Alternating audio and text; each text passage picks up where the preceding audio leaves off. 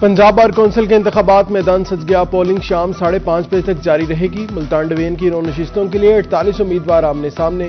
ملتان کی 4 نشستوں کے لیے 23 امیدواروں میں مد مقابلہ۔ رجسٹرڈ ووٹرز کی تعداد 5410 ہے۔ وکلا امیدوار، سپورٹرز اور ووٹر کچہری میں موجود۔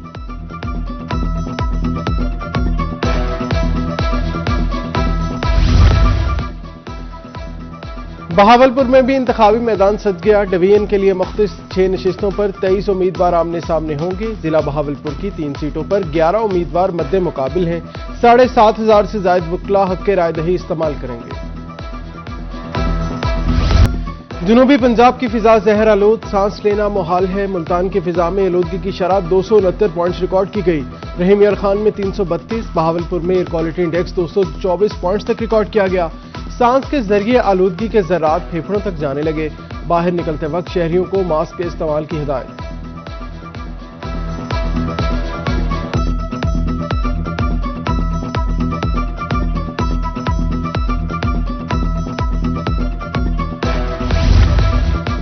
بہاولپور آلودہ ترین شہروں میں تیسرے نمبر پر پہنچ گیا۔ شہری علاقوں کے اوپر اسموگ کی تہ مزید گہری ہونے لگی۔ اسموگ نے خالی جگہوں، پارکوں اور گراؤنڈز کو مسکن بنا لیا۔ ادھر سر صادق عباسی اسپتال میں رواں ہفتے 641 متاثرین رپورٹ ہوئے۔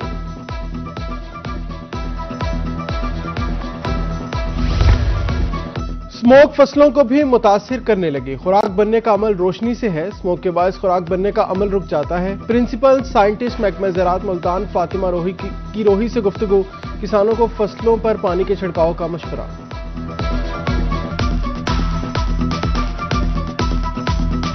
بہاولپور میں ڈینگی کے وار شکار پر شکار۔ 24 گھنٹے میں مزید 4 شہریوں میں ڈینگی کی تصدیق ہوئی۔ صادق عباسی اسپتال 3 BVH میں 1 مریض رپورٹ ہوا۔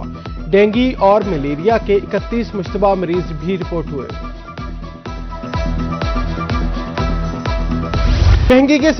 مہنگائی کے ستائے شہریوں کے لیے خوشخبری۔ اوگرا نے LPG 5 روپے 89 پیسے فی کلو سستی کر دی۔ نئی فی کلو قیمت 201 روپے 60 پیسے مقرر۔ نوٹیفیکیشن جاری۔ نئی قیمتوں کا اطلاق آج سے ہو گیا۔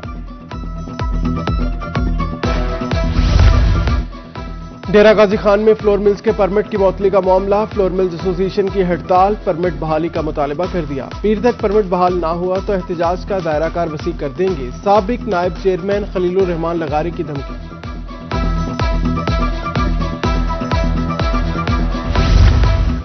رحیم یار خان کے بازاروں میں مہنگائی کا نیا طوفان سر اٹھانے لگا۔ ٹماٹروں کے بعد اب پیاز کی باری ہے۔ 3 دن میں پیاز کی قیمت 110 روپے فی کلو بڑھ گئی۔ مارکیٹ میں پیاز 170 روپے فی کلو فروخت ہونے لگا ہے۔ قیمتوں میں آئے روز اضافے سے شہری پریشان، دکاندار حیران۔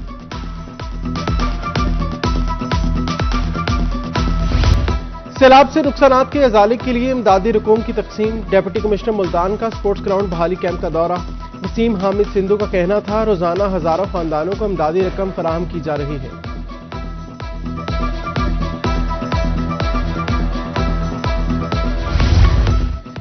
کالعدم TLP کے جنوبی پنجاب کے ٹکٹ ہولڈرز کا پارٹی چھوڑنے کا اعلان۔ بیرونی چیلنجز ہوتے تو احتجاج کی کال دینا نامناسب عمل تھا۔ ٹکٹ ہولڈر حسین بابر عارف سجاد کا کہنا تھا لانگ مارچ سے ملک کو نقصان پہنچا، بغیر کسی دباؤ کے پارٹی سے علیحدہ ہو رہے ہیں۔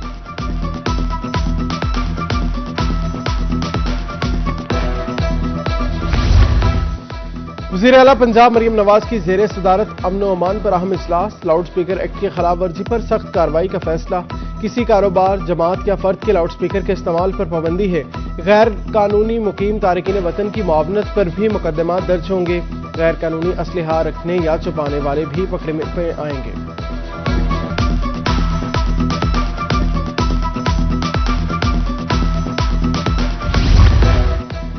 چیئرمین سینٹ یوسف رضا گیلانی کے صاحبزادوں کی سیکیورٹی بحال کر دی گئی۔ اہلکاروں نے گیلانی ہاؤس رپورٹ کرنا شروع کر دیا۔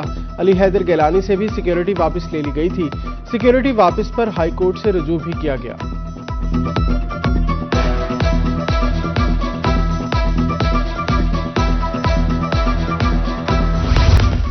تحصیل اسپتال شجاع آباد میں سہولیات کا فقدان۔ ڈائلسس کے مریضوں کی مشکلات سے دوچار۔ 20 سال پرانی ڈائلسس مشینیں خراب ہونے لگیں۔ ملتان جانے سے اخراجات اور مشکلات میں اضافہ ہو رہا ہے۔ مریضوں نے نوٹس لینے کی اپیل کر دی۔